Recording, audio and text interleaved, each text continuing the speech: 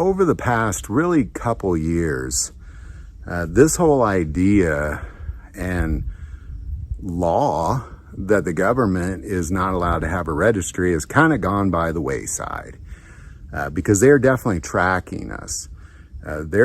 Should be no doubt in your mind that the government is really poking into ways to track the guns and ammo that you're buying. So I want to take a moment and give what I believe to be the top 5 best tips for making sure the government is not tracking you when you buy guns and ammo. Now, I also want to say that obviously there's going to be other things involved here, and maybe there's not a way to eliminate it completely, but at least this lowers the possibility of what it is they actually know about your guns and ammo. So here's your top 5 tips for making sure the government does not track the guns and ammo that you're buying. Number 1, don't ever scan your ID when you're buying ammo specifically, because there's a lot of ammo vending machines out there where they scan your ID. There's also a lot of facilities that require scanning your ID. Don't go to those places. If they need to scan your ID to buy guns and ammo, you're in the wrong place. Number 2, don't use facial recognition. Now, this kind of seems like a no-brainer.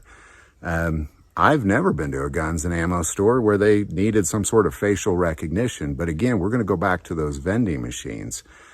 A lot of them, after they scan your ID, they're doing facial recognition. And then all that is logged into a system. So under no circumstances, don't stand there and pose for the facial recognition. Just don't do it.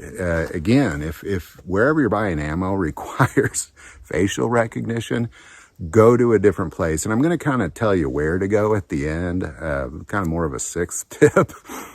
Number 3, don't use digital background checks. Now, this is being logged by the ATF. So unfortunately, I've fallen into that, not realizing it, where you go to a gun store and you pick out a gun and they say, oh, here, just fill it out on this laptop here. And I just kind of go along with it.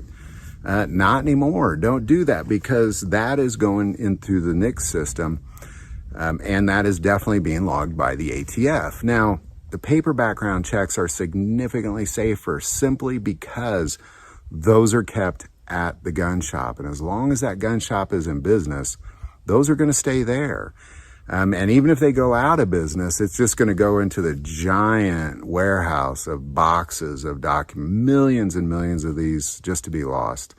Some of those facilities that the ATF has for these paper documents kind of look like the last scene of Raiders of the Lost Ark. It's not going to be found. Number 4, don't use credit cards. This is the biggest one, simply because Visa, MasterCard, and Discover are all using a red flag system now. Gun stores have a different code.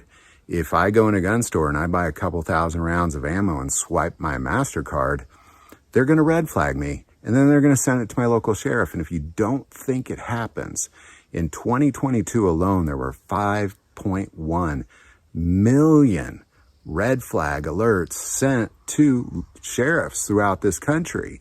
And if you're leaning on, you might say, well, my local sheriff, he would never do that. He'd never turn that red flag over to the ATF. You're just one election away from having a different sheriff, by the way, as well as many of us live in counties with crooked sheriffs. So just keep that in mind, that don't use your credit card. Just, use cash. It's just as good as money. And finally, number 5, don't say crazy stuff online and on social media to draw attention of the FBI, because, if you're saying crazy stuff online about your guns and ammo, they're probably gonna know. So there you go. There's your top 5. Don't scan your ID. Don't use facial recognition. Don't do digital background checks. Don't use credit cards. And don't say crazy stuff online. And I want to just kind of say them all there at the end, because there's a trend here. It's all online. When you're buying guns and ammo, stay offline. Now, A lot of you bring up the concept of ordering guns online, but those get shipped to your local FFL, so that's not part of that whole system. The place I'm going to recommend you do go is just a mom and pop gun shop where they just use a paper background check. You can give them cash. Maybe you can trust them because you know them well.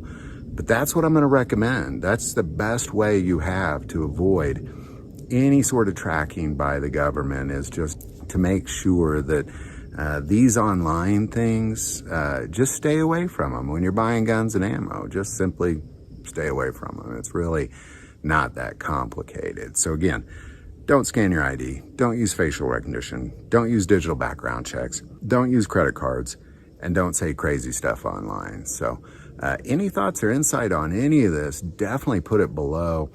I know there's obviously little cracks and errors in my ways when I talk about this particular subject, but anything you can do to lower the chances of that sort of thing happen is definitely going to be for the better. And I strongly believe that as long as you're staying offline, just at no point using any sort of digital footprint when you're buying guns and ammo, the better. So any thoughts or insight, especially that insight, definitely put it below. I do want to take a moment and say that most people watch this channel, they're not subscribers. Click that subscribe button. Greatly increases the algorithm and our ability to get these messages out. That link is below. But the most important part of this channel is we take prayer requests. So don't ever hesitate to send that in. This channel, it is a ministry to me. I've had people from all over this country say that they came for the guns and they got God, and that's really what it's all about. So truly, I'm a praying man. Never hesitate to send that stuff in. Thank you for watching this episode of God, Family, and Guns. And as always, love God, love your family, and love guns. As many of you may or may not know, about a year ago, I was dealing with a very serious heart condition. And through some procedures and a dramatic change in my lifestyle, I've found my way to a whole different level of health. And one aspect of that, and it's something that I believe is extremely important to talk about because Americans are not talking about it. I've really never heard anybody talk about it, to be quite honest, is the health benefits from the super hot peppers like a Trinidad scorpion pepper, because that has been one aspect of what I have done over the last year. Is a friend of mine who lost 110 pounds in 7 months just drinking a drink that he made with Trinidad scorpion peppers.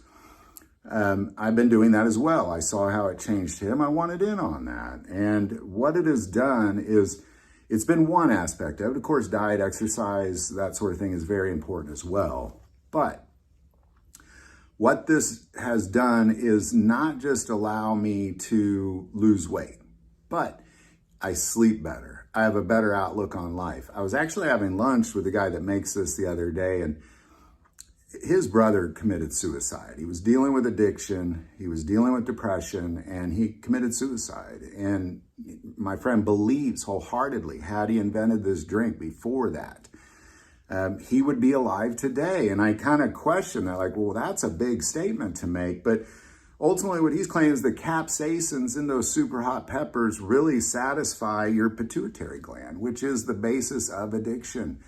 And if you watch Johnny Schofield on YouTube, check him out. But he's fought addiction, and now he's addicted to hot peppers instead because it satisfies that same desire. So I think it's important to talk about better outlook in life, sleep better, lose weight, fight addiction. The link's below. Check it out. Just drinking Trinidad scorpion peppers, and it is hot. I'll give you a little warning, but he's taken out the binding agents that, so when it's hot, it's only hot for like a minute or two. It doesn't burn for hours. So there you go, man. I couldn't put down Trinidad scorpion peppers. This is how I do it. That link is below.